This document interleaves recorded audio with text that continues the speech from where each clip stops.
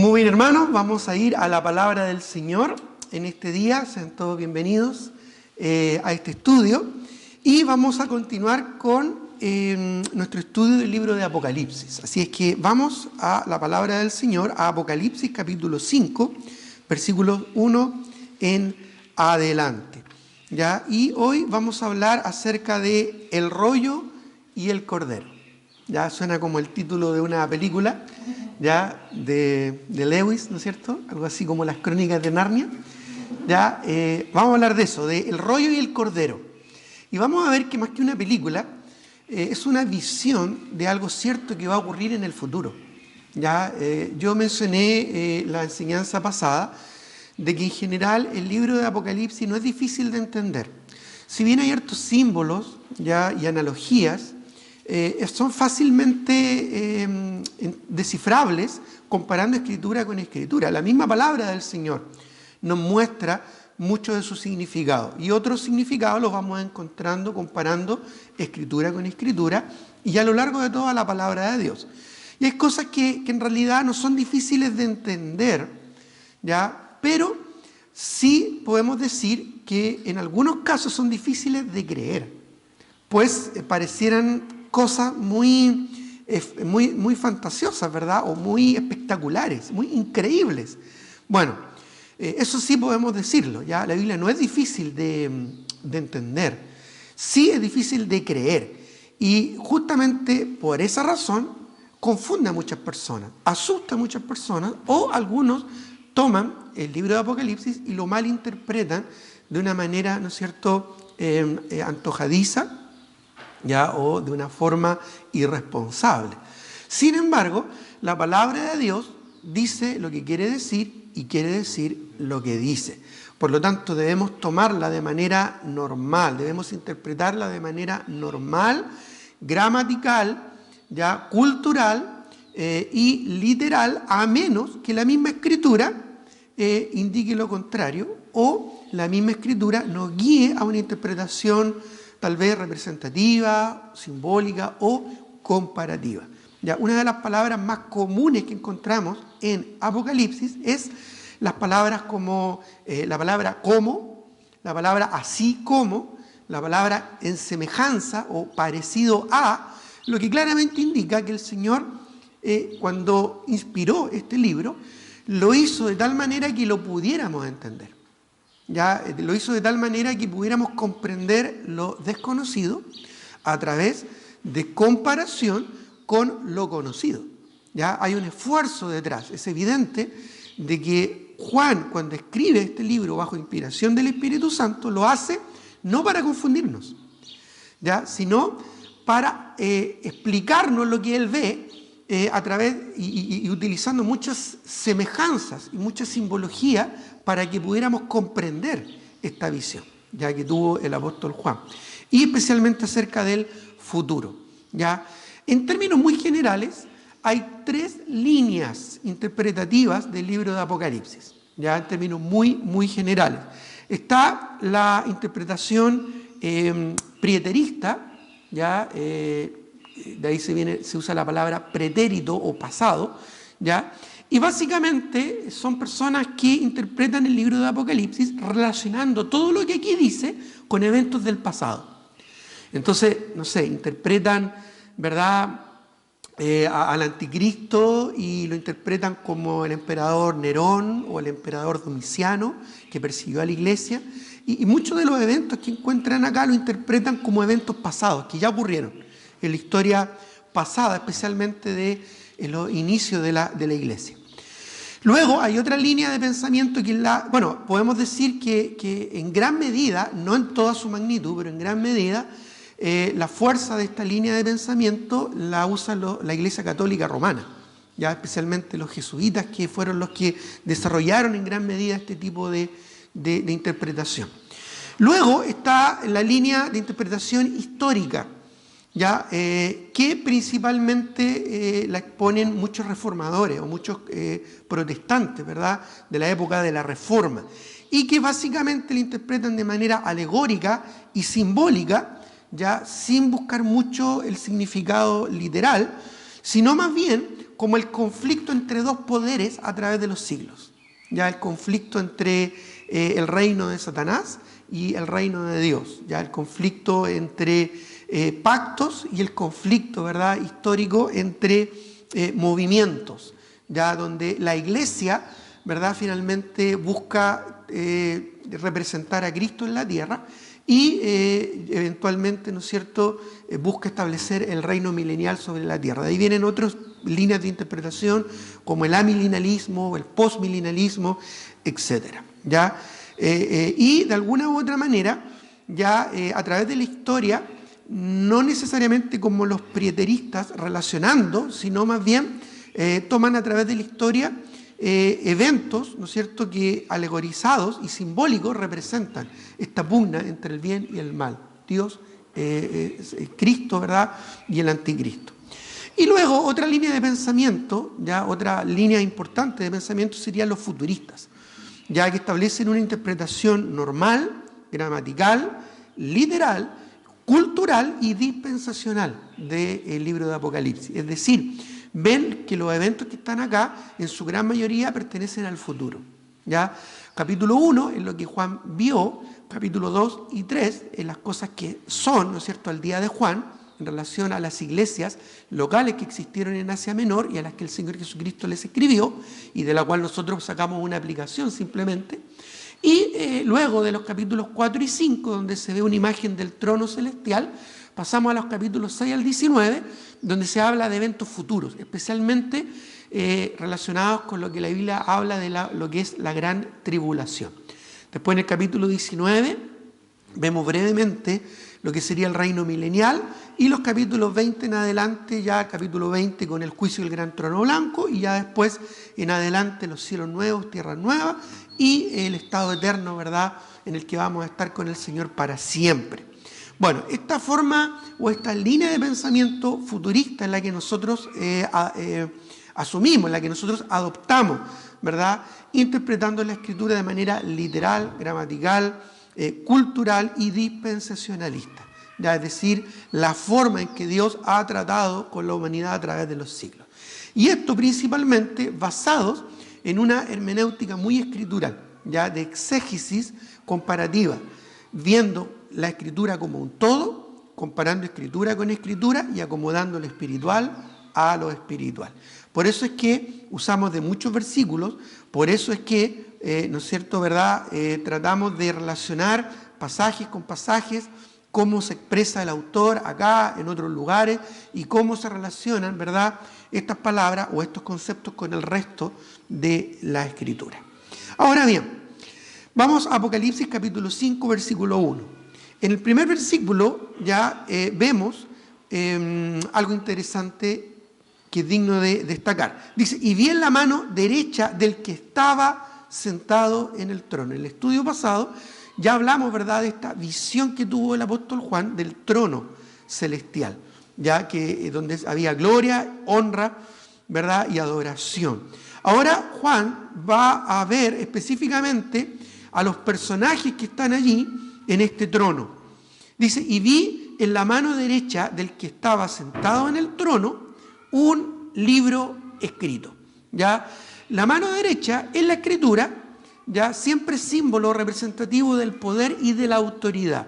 ¿Te acuerdas cuando Cristo dijo que Él ascendía al Padre, ¿no es cierto? Y se dice de Él que está sentado a la diestra del Padre. Bueno, la diestra, ¿verdad?, como cuando los apóstoles también daban la diestra en señal de compañerismo, era una señal y se relacionaba con la autoridad, con delegar autoridad a otras personas. Bueno, en este caso, en la mano derecha del que está sentado en el trono, en este caso es Dios Padre, vemos que había un libro escrito. Él tenía en su mano derecha, un libro escrito. Bueno, ahí la palabra libro, en nuestro idioma español, ya en realidad no hace honor a lo que el texto en original establece. Ahí usa la palabra rollo. En aquellos días, en los días de Juan, no había libros como los conocemos hoy, empastados, ¿verdad?, cosidos. No, a lo más a veces usaban hojas sueltas, ¿ya? Sin embargo, lo que era muy común en aquellos días, y la palabra que se utiliza acá en el original, es la palabra rollo. Normalmente eran rollos de papiro o de piel, ya de cuero, que se escribían, ¿verdad? Se alisaban, ¿verdad? Se elaboraban para que quedaran muy delgaditos y, ¿no es cierto?, y muy firmes, muy suaves, para poder escribir con tinta sobre él. En este caso es un rollo probablemente de piel, por la duración que requería, por la importancia también que ameritaba, ¿ya? Que estaba en la mano derecha de Dios. Dice, y que estaba escrito, y esto es interesante, por dentro y por fuera. Y luego dice, sellado con 7 sellos. Esto que estaba escrito por dentro y por fuera se refiere a que estaba todo completo y nada más se podía y se debía agregar. ¿Ya? Estaba escrito por ambos lados, por dentro y por fuera. Y además sellado con 7 sellos. ¿Ya? Esto era algo típico de los documentos romanos de aquellos días. ¿Ya? Especialmente documentos que tenían que ver con los títulos de propiedad. ¿Ya? Por lo tanto, documentos muy importantes. ¿Ya? Documentos que, si tú los poseías, significaba que tenías el dominio o el título de una propiedad. De tal manera que eran muy guardados, ¿no es cierto? Eran muy resguardados y eran muy relevantes, muy importantes, ¿no es cierto?, para sus poseedores. Y normalmente los romanos tenían esta costumbre de sellarlos, ¿no es cierto?, o de asegurarse que nadie podría abrir su contenido, ya a través de sellos. En este caso, ellos normalmente usaban 7 sellos para este tipo de documentos de gran relevancia, de gran importancia. Ya, los sellos podían ser externos, es decir, se amarraba un hilo ya alrededor de este rollo para que no se pudiera abrir y se derretía una especie como de cera, ya, que se ponía, ¿no es cierto?, en el nudo de este hilo, ¿no es cierto?, de este cordel con el que se amarraba, y luego se le imprimía con un anillo que tenía un sello especial, una forma que atestiguaba que eso pertenecía a tal persona, ya al poseedor del anillo, y que solamente él lo podía abrir. ¿Ya? Entonces podemos ya ver la escena de un rollo, ¿verdad?, con 7 de estos sellos. Pero además, muchos de estos sellos no solo se ponían por fuera, sino también por dentro. De tal manera que al ir desenrollando el rollo, se derretía, ¿no es cierto?, caía sobre la piel, ¿ya?, o sobre el papiro, ¿ya?, y luego se seguía enrollando y eso después se secaba. ¿Ya? De tal manera que al abrirlo, ya se iban rompiendo esos sellos para poder leer, ¿no es cierto?, por dentro. A veces se ponían por dentro, a veces se ponían por los bordes también. Ya habían distintos estilos o formas, pero siempre el sello representaba lo mismo, ya, propiedad. Es decir, solamente el que poseía el sello, la marca, ¿verdad?, específica, era digno de poder abrir, ¿no es cierto?, ese sello, romper ese sello y poder de esa manera, ¿no es cierto?, legalmente tener autoridad sobre ese documento. En este caso, algo muy común en aquellos días, era algo bastante típico en aquellos días, sobre todo en relación a los títulos de propiedad, que era algo que significaba gran importancia. ¿Ya? Ahora, es interesante de que luego en el versículo 2 vemos el personaje que tiene la autoridad para poder romper estos sellos o desatar estos sellos y abrir este rollo y leerlo, por supuesto. Dice en Apocalipsis 5:2, y vi un ángel fuerte que pregonaba a gran voz, ¿quién es digno de abrir el libro y desatar sus sellos? ¿Ya? Ahí el desatar sus sellos tiene que ver con lo que se desencadenaría después, ¿ya? Lo que desencadenará, ¿verdad?, el abrir este rollo. Pruebas, juicios a Israel y al mundo incrédulo a partir del capítulo 6 en adelante. El desarrollo de lo que iba a ocurrir en el futuro. Y habla de quién es digno de abrir, ¿no es cierto?, este libro. Ya en este caso, la autoridad, ¿no es cierto?, y esta dignidad, vamos a ver más adelante de manera más específica, pertenece al Señor Jesucristo. ¿Por qué? Porque Él es el heredero de este título de propiedad. Ya Él es el heredero de esta autoridad para poder desatar el desarrollo de la historia humana. Ya Él es el heredero de toda la creación. Ya no pierdas acá tu texto, pero en Hebreos 1, del 2 al 3, el libro de Hebreos, capítulo 1, versículos 2 al 3. Si no alcanzas a encontrarlo, lo puedes anotar, y si no, después lo puedes repasar, ¿no es cierto?, en el video. Hebreos 1, 2 y 3 dice: en estos postreros días nos ha hablado por el Hijo, hablando de Cristo, a quien constituyó, mire lo que dice, heredero de todo, y por quien asimismo hizo el universo, el cual, siendo el resplandor de su gloria y la imagen misma de su sustancia, y quien sustenta todas las cosas con la palabra de su poder, habiendo efectuado la purificación de nuestros pecados por medio de sí mismo, se sentó a la diestra de la majestad en las alturas. Entonces Dios, que tiene el rollo en su mano derecha, lo entrega, ¿verdad?, a Cristo por ser digno, por ser el heredero, ¿ya? ¿Cómo uno recibe una herencia? Bueno, uno recibe una herencia por la muerte, ¿no es cierto?, del testador. En este caso, Cristo fue el que murió, pero luego Él, 3 días después, resucitó.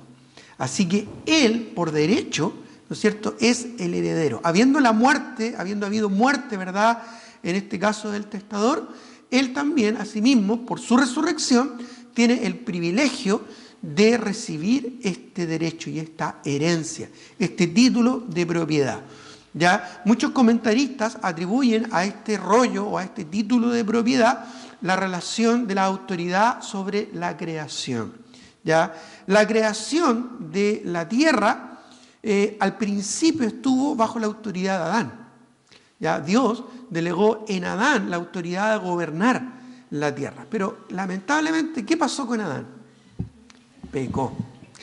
Y por pecar fue destituido del huerto y por lo tanto perdió este dominio completo y absoluto que tenía de la creación y que Dios le había dado. Dios le dijo: señoread sobre la creación, sojuzgadla, ¿ya?, sobre los peces del mar, las aves de los cielos, los animales de la tierra, ¿verdad? Adán tenía esta responsabilidad, pero cuando él la pierde por el pecado, vino el usurpador, Satanás, y tomó el control de esta humanidad, de esta tierra. Por esa razón es que la tierra gime para esperar ser liberada cuando el Señor venga en su segunda venida. Por esa razón es que Satanás es llamado el príncipe de este siglo. Él usurpó, tomando el control indebidamente, por supuesto, sin autorización de la creación, para causar estragos. Y por eso es que el mundo está tan mal como está. Ya no es por culpa de las empresas, ni es por culpa de los problemas, ¿no es cierto?, de contaminación, es por culpa del pecado. Es por culpa de cómo el pecado entró en la humanidad. ¿Ya? Y es por culpa de que el diablo, ¿verdad?, no es un buen gobernador, ni un buen administrador. A él no le interesa, ¿verdad?, preservar la creación. Y es por eso que esta creación está condenada a ser destruida. Va a ser destruida por fuego, dice el apóstol Pedro en su epístola. Los elementos ardiendo, dice, serán quemados. Y va a haber un nuevo cielo y una nueva tierra, una nueva creación. Ya esta tierra está condenada porque fue contaminada por el pecado, ya, y porque el demonio, el diablo, ¿verdad?, amancilló esta creación tan especial que Dios nos dio. Aún así mantiene mucho de su dignidad original. Aún así podemos ver en la creación a Dios. Ya, aún así, aún como una creación caída, corrompida, ya, y gobernada por Satanás, podemos ver la gloria del Señor, ya, en la creación. Eso habla de la grandeza, ¿verdad?, de la creación. ¿Ya? Satanás no tiene todo el poder y toda la autoridad. Él usurpó algo que no le corresponde. Finalmente aquí vemos la visión de cómo es traspasado este título de propiedad a la persona que corresponde. ¿Quién es? El segundo Adán. Como dice la Escritura, esto es Cristo. Cristo es el que logró a través de su muerte y resurrección heredar este título de propiedad y este señorío. Y es por eso el que Él es digno, para abrir estos sellos y desatar lo último que va a ocurrir sobre la humanidad, para luego dar lugar a los cielos nuevos y tierra nueva. Ya, así es que ¿quién va a destruir la tierra? Bueno, no el hombre, como postulan los de Greenpeace, ¿no es cierto?, o los ambientalistas, sino que el mismo Dios, el Cristo en particular. Él es el que sustenta la creación y Él la va a destruir para luego formar cielos nuevos y tierra nueva. Algo increíble, algo magnífico, ¿verdad? Así es que Cristo es digno en este sentido. Ahora, en el versículo 2 dice que Juan vio un ángel fuerte. No sabemos qué ángel es este. Ya no es Cristo, no es Dios, es un ángel. Algunos piensan que es el ángel Gabriel, que se relaciona, ¿verdad?, en el Antiguo Testamento con la nación de Israel, o con como dice el libro de Daniel, o con los mensajes, ¿verdad?, que él entregó, como en el caso de María. No sabemos exactamente qué ángel es, no lo identifica, pero con voz fuerte, ¿verdad?, con voz de autoridad, pregonó. Dice que pregonaba a gran voz: ¿quién es digno de abrir el libro y sus sellos? Y el versículo 3, vemos, ¿verdad?, que cuando Juan está observando esta escena, ya hay algo así como una investigación, ¿ya? ¿Quién será digno de hacerlo? Ya este es como un preámbulo de algo más formal para luego presentar a Cristo, porque dice: y ninguno había digno, ni en el cielo, ni en la tierra, ni debajo de la tierra, ¿no es cierto?, podía abrir el libro, ni aún mirarlo. ¿Ya? Esto habla de la relevancia, la importancia y la trascendencia que tenía este libro, ya este rollo. No se encontró nadie digno con la autoridad suficiente, ¿no es cierto?, con la autoridad correspondiente para abrir, ¿no es cierto?, este libro, con el sello, ¿verdad?, que correspondía para abrir, ¿no es cierto?, el libro. Versículo 4. ¿Y qué fue la actitud de Juan? Dice: y lloraba yo mucho, ya, por la impotencia de que en esos instantes nadie se halló digno de desencadenar el resto de la historia de la humanidad. Ya parecía como que en este momento estaba todo entrampado, como que estaba todo quieto, en pausa. Quizás fueron segundos, pero segundos eternos en los que Juan, impotente, ya veía, ¿no es cierto?, y quién era digno realmente de abrir estos rollos. Quizás Juan sabía que el Señor Jesucristo era la persona indicada, pero en ese momento, ¿verdad?, de gran admiración, su mente quedó en blanco porque no se había hallado ninguno digno de abrir el libro ni de leerlo, probablemente por su relevancia, ni siquiera de mirarlo. ¿Ya? Ahora, en el versículo 5 vemos algo muy interesante. Dice: y uno de los ancianos, ya recordemos que ya estudiamos que los ancianos aquí representan a la iglesia, ya del Nuevo Testamento, a la iglesia del Señor Jesucristo. Ya explicamos esto en el estudio anterior. Si quieres más detalles, puedes referirte al video, ¿no es cierto?, que corresponde y repasar este estudio. ¿Ya? Pero uno de estos ancianos ya dijo: no llores, no llores. Ahora, ¿quién era este anciano? Bueno, no lo sabemos. Tal vez el mismo Juan. ¿Se acuerdan que hablamos de que si estos ancianos eran representativos de la iglesia, quizás eran los mismos apóstoles del Señor Jesucristo, entre los cuales estaba también el apóstol Juan? Así que sería algo aquí, ¿no es cierto?, muy, muy increíble, ya, de Juan en esta visión en el Espíritu, observando esta escena y viéndose a él mismo o respondiéndose él mismo esta respuesta. ¿Ya? Como le digo, Apocalipsis no es difícil de entender, pero tal vez sí de creer. Ya estamos hablando de un evento futuro, estamos hablando de algo que va a ocurrir en el futuro y tal vez sea una escena, ¿no es cierto?, increíble, que nunca hemos visto que pueda ocurrir. Bueno, Dios así lo puede ejecutar. Ahora, otros intérpretes dicen que no es Juan, sino que es Mateo. ¿Y por qué Mateo? Bueno, porque después hace referencia ya a dos símbolos muy interesantes que justamente son muy relevantes en el Evangelio de Mateo. ¿Ya? Y aquí me refiero a lo que continúa el versículo cuando dice, este anciano: no llores, he aquí el león de la tribu de Judá y la raíz de David ha vencido, ¿ya?, o ha resucitado, ha vencido la muerte, para abrir el libro y desatar sus 7 sellos, es decir, desencadenar los eventos que vienen a continuación. ¿Ya? Entonces algunos piensan que fue Mateo, porque en el Evangelio de Mateo se habla, ¿no es cierto?, del león de la tribu de Judá y del cordero que fue inmolado. ¿Ya? Esto es interesante. ¿Ya? Mira, por favor, acompáñenme, ¿ya?, a Génesis 49. Génesis 49. ¿Ya? Génesis 49, busquémoslo, por favor. ¿Ya? Porque cuando acá Jacob está dando una profecía acerca de sus hijos, da una profecía muy particular a su hijo Judá. ya, del cual iba a nacer posteriormente el Señor Jesucristo, de la tribu de Judá. Y miren lo que dice Génesis 49, 9 al 10.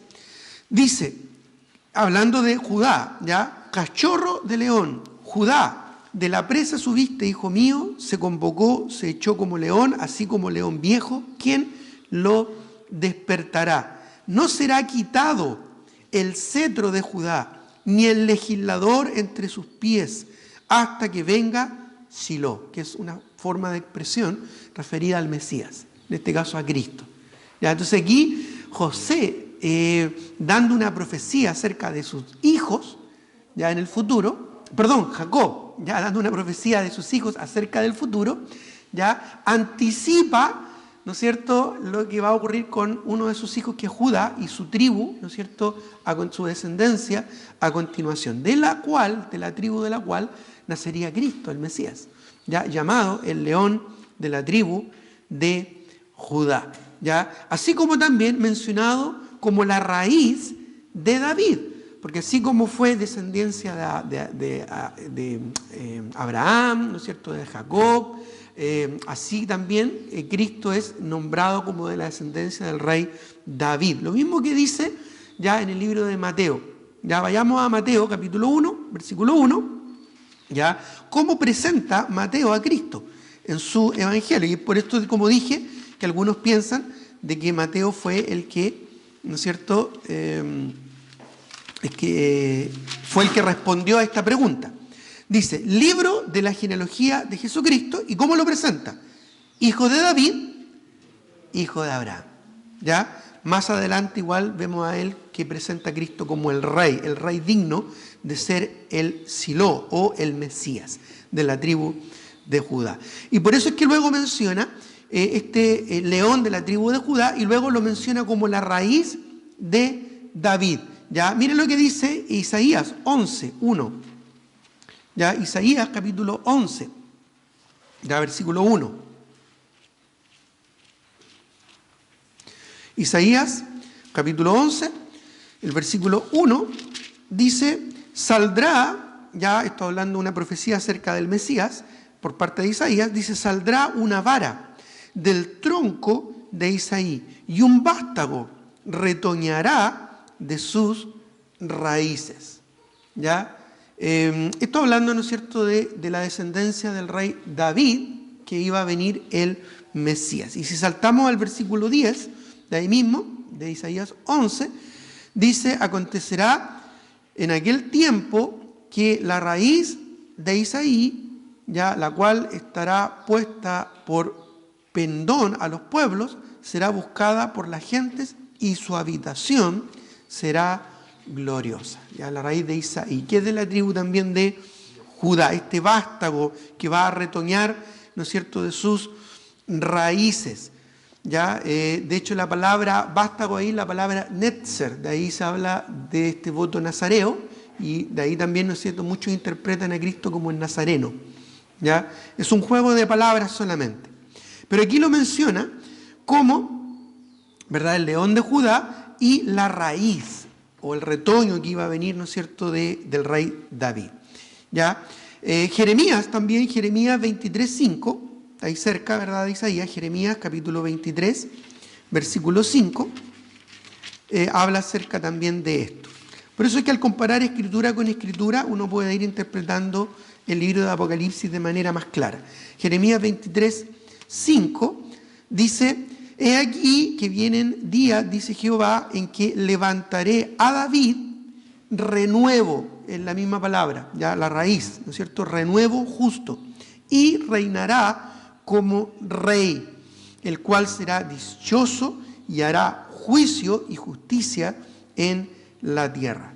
Ya, y luego añade, ¿no es cierto?, como profecía, en sus días, ya cuando él desate o desarrolle todo esto, será salvo Judá, e Israel habitará confiado, haciendo ya anticipo, ¿no es cierto?, a lo que va a venir después de todo este proceso que se va a desencadenar después de la apertura del rollo, ya, y que es el milenio, ya, donde Cristo va a reinar literalmente por 1000 años. ¿Ya? Así que en realidad, claramente aquí se está identificando a este personaje digno como el Señor Jesucristo, ya que ha vencido, dice, es decir, que ha logrado la victoria, claramente, una clara referencia a su resurrección como el vencedor. Y es digno para abrir el libro y desatar sus sellos. Ya, interesante, ¿verdad? Se ve a Cristo como el león y como el renuevo de Judá. Sin embargo, él cuando escucha esto, cuando escucha esto del testimonio de uno de los ancianos, el león de Judá, el renuevo, ¿no es cierto?, de David, Juan, en su visión, mira nuevamente al trono. ¿Y qué es lo que ve? ¿Ya?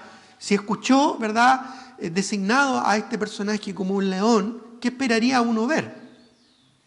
Un león, ¿verdad? O del renuevo de David, esperaría ver a un rey.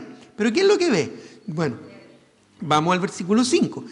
Perdón, al versículo 6. Dice, y miré y vi que en medio del trono y de los 4 seres vivientes y en medio de los ancianos, es decir, todo este centro que recibía adoración, ya estaba en pie un cordero, como inmolado, que tenía 7 cuernos y 7 ojos, los cuales son los 7 espíritus de Dios enviados por toda la tierra. Es decir, estaba de pie un cordero.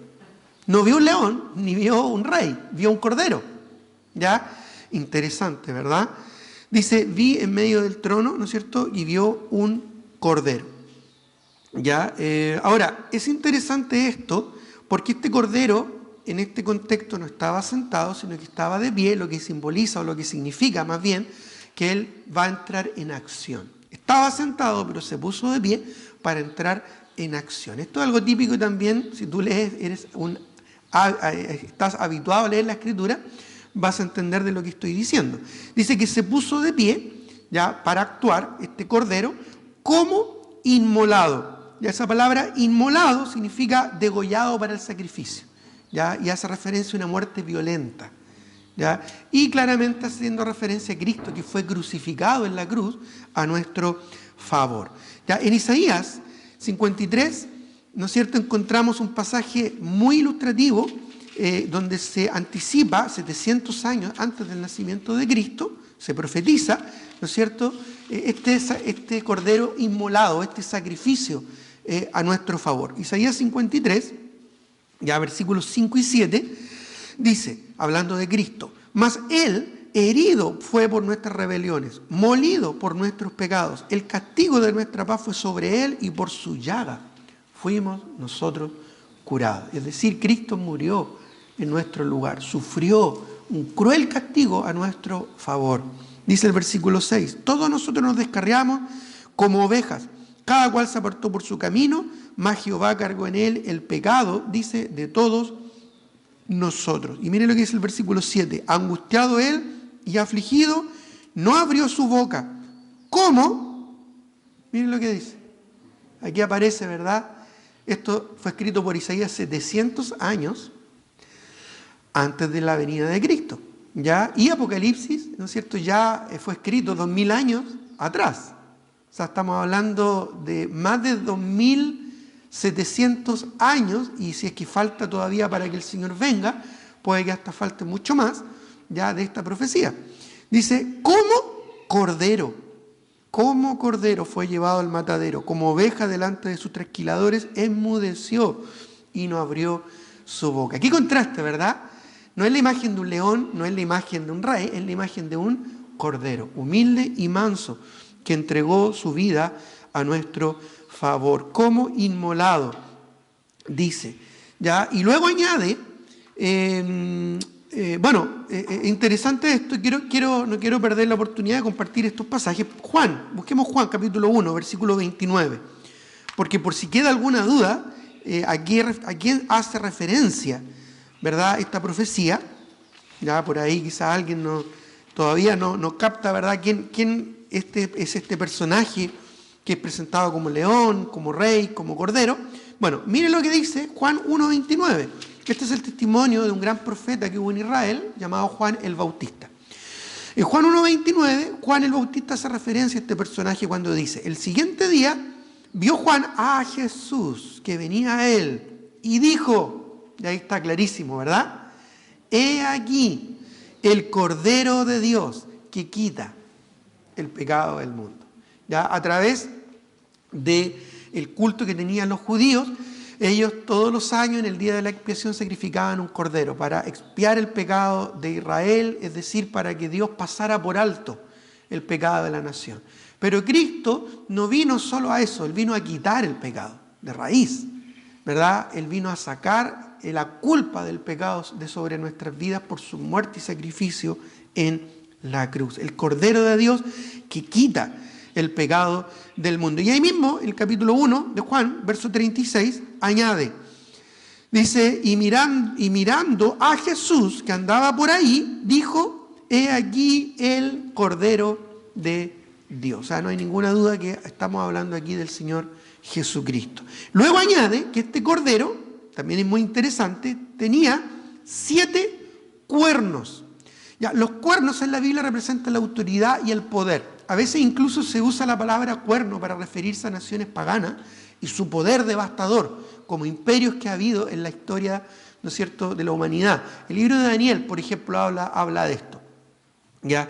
Pero en este caso hace referencia a Cristo, es decir, su poder y su autoridad en relación a Cristo. Cristo, ¿verdad?, con el poder y la autoridad. ¿Para qué? Para juzgar, para condenar, para tomar el control del destino de la humanidad. Y menciona 7, el número 7 es sinónimo en la misma escritura, lo explica, de perfección. Es decir, el Todopoderoso, la autoridad perfecta es lo que está diciendo acá. Ahora, ya que estamos en Juan, acompáñenme a Juan 5:22. Juan 5:22, ya, porque aquí hace referencia también a esta autoridad delegada a Cristo. En Juan 5:22 en adelante dice, porque el Padre a nadie juzga, sino que todo juicio, miren lo que dice, dio al Hijo, para que todos honren al Hijo como honran al Padre. El que no honra al Hijo no honra al Padre que Él envió. De cierto os digo, el que oye mi palabra, crea el que me envió, tiene vida eterna y no vendrá a condenación, mas ha pasado de muerte a vida. ¿Ya? Saltemos al versículo 27. Dice, y también Dios, en relación a Cristo, y también le dio autoridad de hacer juicio, por cuanto es el Hijo del Hombre. ¿Ya te das cuenta? Cristo es el que tiene todo poder y toda autoridad. Dios delegó esta autoridad de juicio y de condenación a Cristo. Así que Cristo aquí es el personaje, por donde tú lo mires, es el Señor Jesucristo con pleno poder y con plena autoridad. Por eso habla de los 7 cuernos. Además añade el versículo 6, 7 ojos. Lo mismo, el número 7 habla de perfección y ojo habla de conocimiento, por lo tanto un conocimiento perfecto. Estamos hablando aquí de omnisciencia. Y es muy interesante porque aquí vemos a Cristo relacionado con el Espíritu Santo. Más adelante vamos a ver a Cristo relacionado con Dios Padre, pero aquí lo vincula al Espíritu Santo porque dice 7 ojos, los cuales son 7 espíritus de Dios enviados por toda la tierra. Interesante, ¿verdad? Porque en Juan 15:26, no lo busquen, habla de que Jesucristo es el que envió el Espíritu Santo. Ahí dice, ¿verdad? Les conviene que yo me vaya, porque así yo les enviaré el Espíritu Santo, ya el Consolador, y Él os enseñará todas las cosas acerca de mí. Ya Cristo es el que envía el Espíritu Santo, ya, y le promete a sus discípulos que les va a enviar el Espíritu Santo para que ellos continúen con la obra del Evangelio. En Juan 1:8, en Hechos 1:8.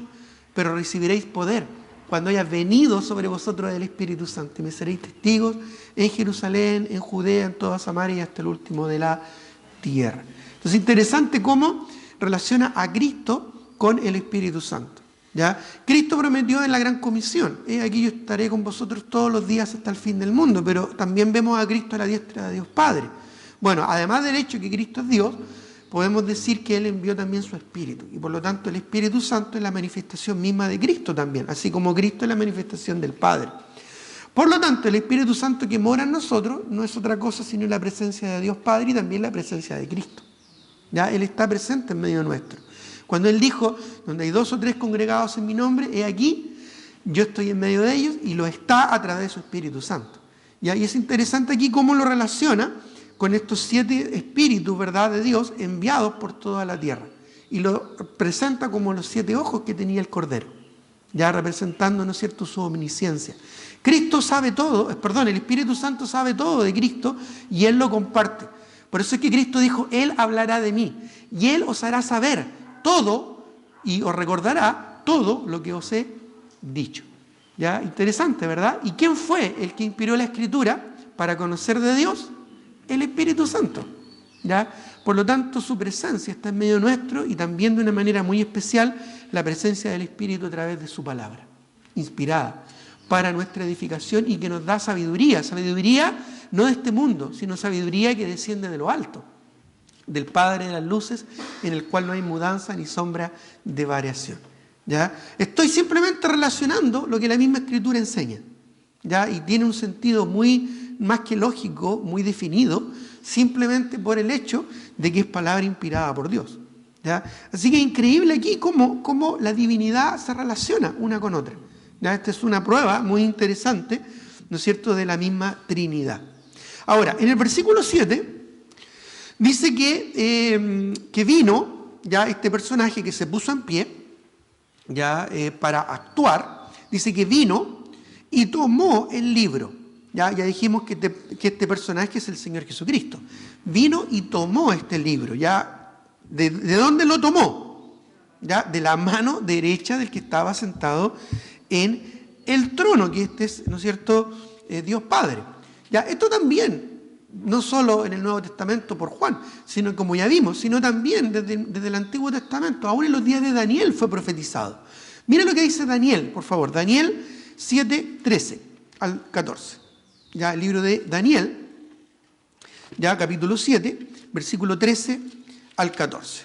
Ya en una visión también que tuvo Daniel, vemos lo siguiente. Daniel 7, 13 y 14 dice: miraba yo en la visión de la noche, una visión similar a la del apóstol Juan, y aquí con las nubes del cielo venía uno como hijo de hombre, que vino hasta el anciano de días y le hicieron acercarse delante de él. ¿Ya? Quizás esta es una visión de la misma escena que está viendo Juan ahora. ¿Ya? El mismo evento que en este caso Daniel profetizó muchos siglos antes del nacimiento de Cristo y todavía muchos siglos antes del día de hoy y de eventualmente cuando el Señor venga. Dice, y le fue dado, mira lo que dice, ¿le fue dado qué? Dominio. ¿Ya? ¿Te acuerdas que este rollo representaba eso, el control, el dominio de los hechos de la humanidad, de lo que va a ocurrir?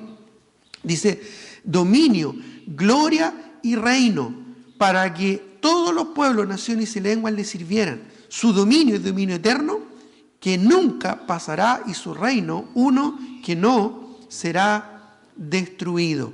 ¿Ya? Y miren lo que dice ahora, por favor. No es necesario que lo busquen, muchos se lo deben saber de memoria, en Mateo 28, la gran comisión, Mateo 28, pero el versículo 18, cuando Cristo dijo, toda potestad o toda autoridad me es dada en el cielo y en la tierra. Y Él estaba anticipando, Cristo, este momento, cuando le es entregado de la mano derecha del Padre este título de propiedad, este dominio, este control. Hace unos 3 domingos atrás, ¿no es cierto?, yo les hablaba de que muchas cosas que están pasando en el mundo, ¿verdad?, y que angustia a mucha gente. Pero yo les daba esperanza a la luz de la Escritura de que Dios tiene el control. Dios tiene el control, ¿ya? A veces cuando estamos en la casa, ¿verdad?, se nos pierde el control. Me refiero al control de la tele. Entonces estamos todos desesperados buscando el control, ¿ya? Y sobre todo si hay partido, ¿no es cierto? Entonces ahí están todos desesperados los hombres buscando ¿dónde está el control? ¿Ya? ¿Dónde guardaron el control? Bueno, no nos referimos a ese control, nos referimos al control de los eventos y del universo y todo a nuestro alrededor, ¿ya? Y aquí vemos, ¿verdad?, que Dios tiene el control, así que no tenemos que perder la esperanza ni la confianza en el Señor, porque Dios tiene el control, ¿ya? No lo tiene ni la OMS, ¿no es cierto?, ni las Naciones Unidas, ni los gobiernos, no. Dios tiene y nunca ha perdido el control, ¿ya? Pero aquí vamos a ver que el Señor, ¿adivinen qué? Le está entregando el control a Cristo, que es digno de recibir este control y de seguir adelante con el plan que tiene para la humanidad. Saltemos ahora al versículo 8 de nuestro texto en Apocalipsis capítulo 5. Vamos a ir avanzando un poquito más rápido. Cuando hubo tomado el libro, los 4 seres vivientes y los 24 ancianos se postraron delante del Cordero. Ya literalmente, como ya explicamos, cayeron ya en adoración. caen ante él en adoración. Y todos tenían arpas, ¿ya? La arpa era algo común donde se usaba para alabar al Señor. ¿Te acuerdas que David era un excelente intérprete de arpa? Bueno, vemos a Cristo aquí, ¿no es cierto?, recibiendo esta adoración a través de estos instrumentos de cuerda, ya arpas, ¿no es cierto?, que alababan al Señor en música seguramente celestial. Y añade algo muy interesante. Ya así como las arpas eran para agradar a Dios, para adorar, para alabar su nombre, hay otro elemento aquí que añade y que es muy interesante para nosotros. ¿Ya? Dice, y copas llenas, ¿qué dice? Copas llenas de incienso, y luego dice, que son, ya, por eso es que yo digo, Apocalipsis no es difícil de entender. O sea, es difícil de creer ante cosas tan increíbles que están pasando acá, pero el mismo libro te dice qué representa esto, qué significa esto es cómo, o es semejante a, ya, Apocalipsis está lleno de esto. Y aquí lo explica, está diciendo que vio un incensario, ¿no es cierto?, una fuente, ya una copa, ya con incienso, ya, y lo explica. Ya, el mismo apóstol Juan lo ve, lo interpreta y te lo cuenta. ¿Ya? Y te dice, ¿verdad?, que son las oraciones de los santos. ¿Ya? Las oraciones de copas de oro, el oro, porque nuestra fe es mucho más preciosa que el oro, el cual, aunque perecedero, se prueba con fuego, ¿ya?, para que crezcamos en paciencia y en confianza en el Señor. ¿Ya? Y muchas de nuestras oraciones han brotado de lo profundo de nuestro corazón. ¿Cuándo? Cuando estamos probados, cuando estamos en la prueba. ¿Ya? Estas copas de oro llenas de incienso, ¿ya? Que son las oraciones de los santos. Qué increíble, ¿verdad? ¿Ya? Oraciones como, sí, ven Señor Jesús. Oraciones como, hágase tu voluntad, así como en el cielo, así también en la tierra. Oraciones como, venga tu reino. O simplemente oraciones como, Señor, tú eres digno. Cada oración es recordada por el Señor y está depositada aquí en estos incensarios de oro, ¿verdad?, que alegran el corazón del Señor. La oración es importante para Dios. ¿Ya? Mire lo que dice, no pierdas tu texto, pero en Salmo 141, 1 y 2. Salmo 141, 1 y 2. Ya, interesante cómo el rey David anticipaba o de alguna manera representaba ante Dios lo que significaban sus oraciones para él. Ya, Salmo 141, 1 y 2, dice, Jehová, a ti he clamado, ya, apresúrate a mí, escucha mi voz cuando te invocare. Y mire lo que dice el verso 2, suba mi oración delante de ti como incienso. Increíble, ¿verdad? Como incienso, el don de mis manos como la ofrenda de la tarde. Cada vez, hermanos, que tenemos el privilegio de orar, estamos elevando una oración que es como un incienso de adoración, de alabanza a nuestro Señor. La oración es mucho más que pedir. La oración es mucho más que pedirle algo a Dios. Es una expresión de alabanza, de adoración, de un reconocimiento pleno de que Dios es el que tiene el control. Nos dirigimos a Él en oración porque reconocemos y declaramos que Él tiene el control. Él es el que domina sobre la tierra. Y vemos que en esta escena celestial del rollo y el cordero, vemos que Cristo es digno, ¿verdad?, para recibir esta adoración. Y cómo, ¿verdad?, estas copas de oro que representan nuestra fe puesta a prueba, ya, y manifestada en lo profundo de nuestro corazón a través de la oración, ya, nuestra fe maravillosa a los ojos del Señor, refinado como el oro, ya, exaltando el nombre de Dios. Por eso es que habla ahí copas llenas de incienso, ya. Estas copas estaban llenas, ¿verdad?, de estas oraciones que a través de los siglos nosotros como hijos del Señor hemos expresado a nuestro Padre Celestial. ¿Qué escena más increíble, ¿verdad? El incienso se usaba en el tabernáculo y después en el templo para adorar al Señor. Ahora, vayamos al versículo 9, que dice, y cantaban un nuevo cántico. Ya, ahí la palabra nuevo, a propósito, ya un dato simplemente rápido, es la palabra kainos en griego. Juan no usa muchas palabras que eran comunes en aquellos días para referirse a ciertas cosas, ya lo hemos explicado. Y aquí una vez más hace lo mismo. La palabra kainos no era la palabra común para referirse a la palabra nuevo. La palabra común en aquellos días para referirse a la palabra nuevo, algo diferente o joven o novedoso, era la palabra neos. Eso tenía que ver con algo nuevito de tiempo, cronológicamente hablando, algo joven, algo novedoso. Pero no, aquí Juan usa la palabra griega kainos. Es otra palabra que tiene que ver con algo fresco y lleno de vida. Así que este nuevo cántico no necesariamente es algo novedoso, nuevo o reciente, sino que es algo fresco y es algo lleno de vida. Y habla básicamente de nuestra adoración a Dios. Cada domingo que venimos a la casa del Señor y alabamos, estamos expresándole a Dios un cántico nuevo. ¿Por qué? No porque lo estemos aprendiendo recién y sea nuevo de novedad, sino porque es algo lleno de vida, algo fresco que exaltamos el nombre del Señor. Estamos alabando a Dios de corazón. Estamos derramándonos al Señor, ¿no es cierto?, en algo refrescante a Dios, ¿ya? En algo lleno de vida. Esa es la palabra específicamente, ¿ya?, que usa Juan aquí. ¿Ya? Dios usa cada palabra y creemos que cada palabra es inspirada por Dios. Y por lo tanto entendemos que aquí Juan quiso hacer un énfasis especial en esto. Y este concepto de nuevo cántico no es nuevo aquí en Apocalipsis, sino que a lo largo de toda la Escritura habla de esto, ya, de un cántico que nace de un corazón alegre. Esa es la idea principal, de un corazón fresco para el Señor, donde en su interior corren ríos de agua viva. ¿Ya? ¿Cómo es nuestra adoración a Dios? ¿Es seca? Nuestra adoración es pusilánime.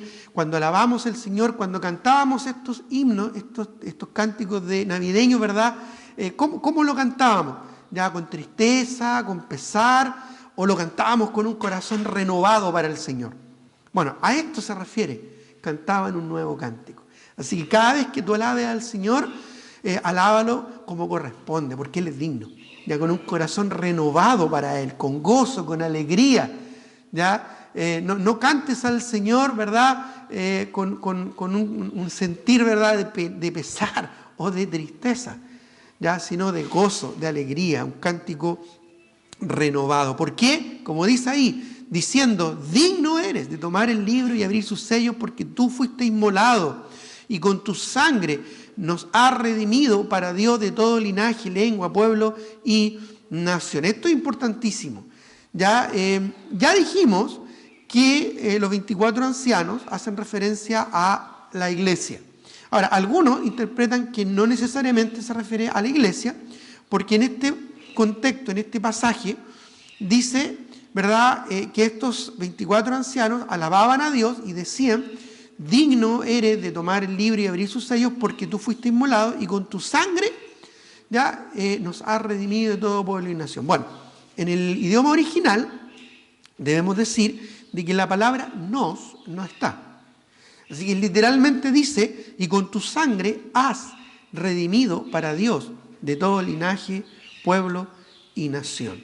¿Ya? Y luego el versículo 10 dice, y has, quitando el nos, has hecho para nuestro Dios reyes y sacerdotes y reinaremos sobre la tierra.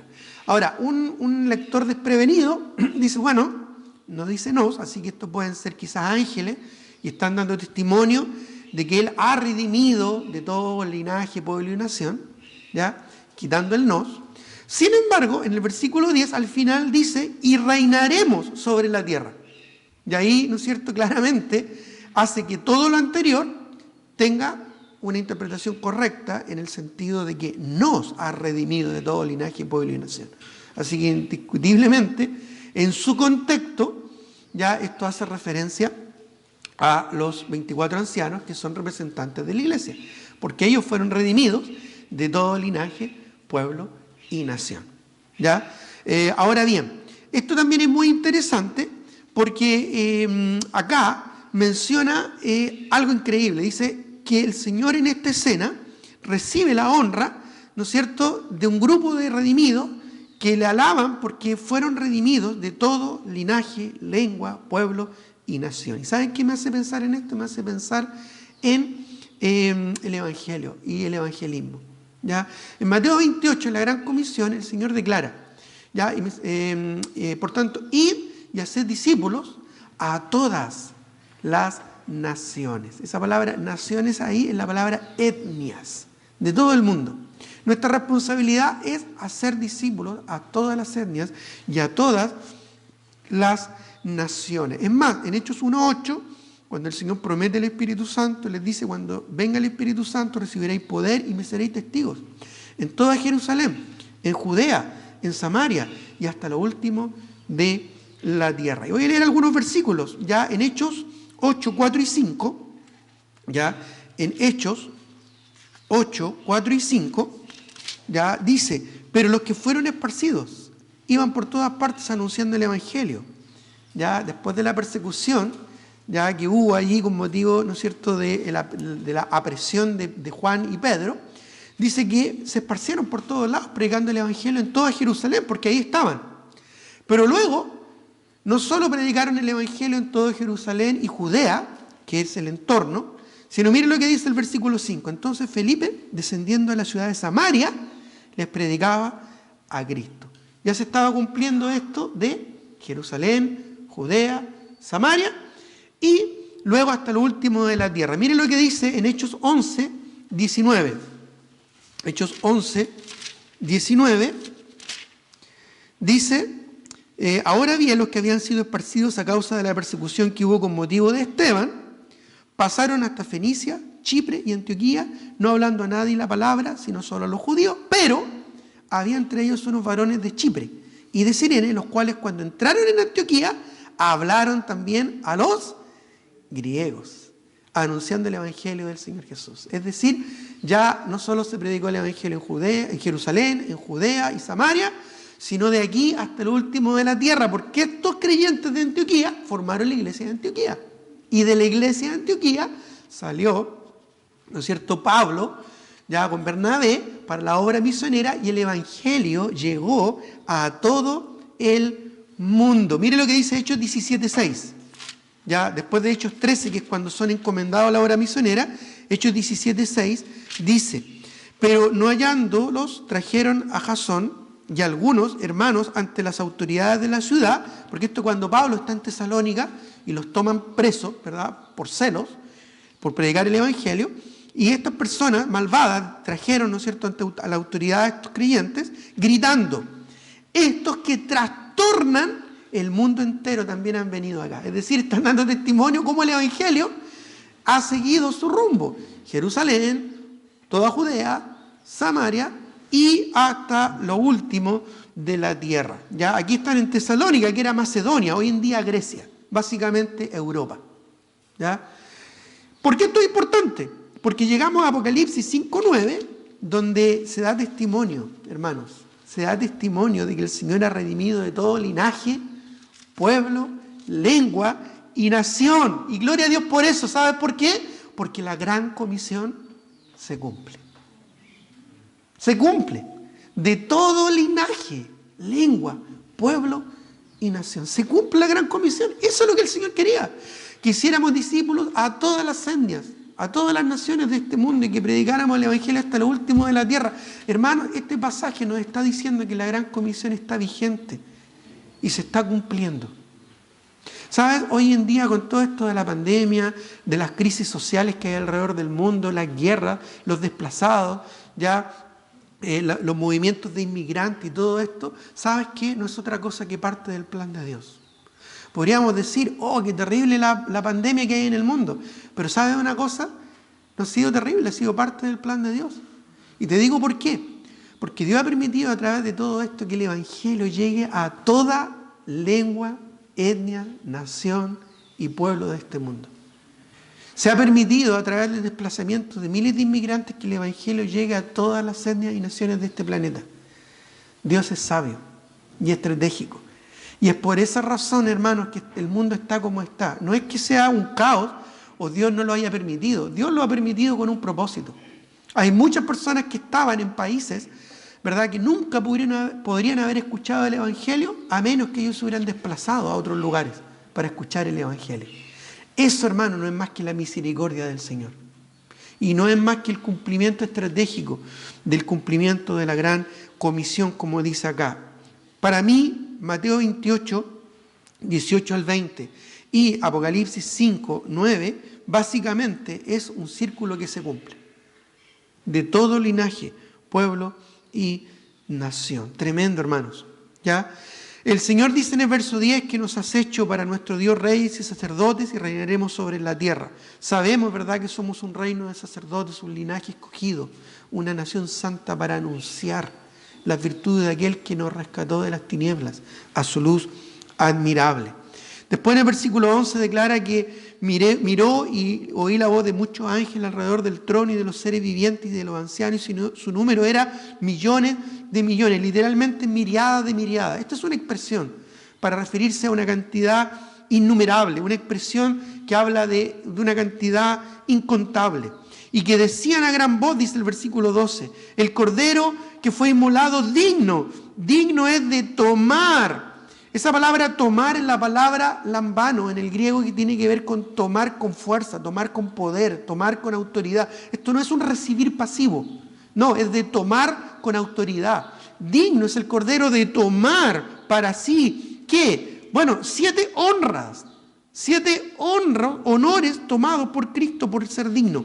Digno es de tomar el poder, la riqueza, la sabiduría, la fortaleza, la honra, la gloria y la alabanza. Estas palabras hablan por sí mismas del poder y la grandeza, de la dignidad y honor de Cristo. Y a todo lo creado, dice el verso 13, que está en el cielo y sobre la tierra y debajo de la tierra, porque esto es tanto físico como espiritual, todo lo creado, físico y espiritual, material o inmaterial, aún debajo de la tierra, que probablemente hace referencia al Hades, al lugar de los muertos, todo fue creado para su gloria. Dice, todo lo creado que está en el cielo y sobre la tierra y debajo de la tierra y en el mar y todas las cosas que en ellos hay, oí decir al que está sentado en el trono y al Cordero, sea alabanza, honra, gloria y el poder por los siglos de los siglos. Por la eternidad. Tremendo, ¿verdad? Tremendo. Y los 4 seres vivientes, dice el verso 14, decían amén, es decir, así sea, una afirmación. Y los 24 ancianos se postraron sobre sus rostros y adoraron al que vive por los siglos de los siglos. Para terminar, quiero que me acompañen a Filipenses 2, 9 al 11, porque esto es el cumplimiento de lo que dicen Filipenses. Filipenses capítulo 2. Versículos 9 al 11. ¿Lo tienen? En el contexto de qué está hablando, de la humillación y muerte del Señor Jesucristo. En Filipenses 2, ¿verdad? Filipenses 2, del 5 en adelante, dice, haya pues en vosotros este sentir que hubo también en Cristo, el cual siendo en forma de Dios, no estimó el ser igual a Dios como cosa que aferrarse, sino que se despojó a sí mismo, tomando forma de siervo, hecho semejante a los hombres. Y estando en la condición de hombre, se humilló a sí mismo, haciéndose obediente, y dice, obediente hasta la muerte y muerte de cruz. Por lo cual, y este es el cumplimiento, hermano, de esto, por lo cual también le exaltó hasta lo sumo, porque vemos acá que no hay una exaltación más grande que la que acabamos de ver, y que la que acaba de describir Juan.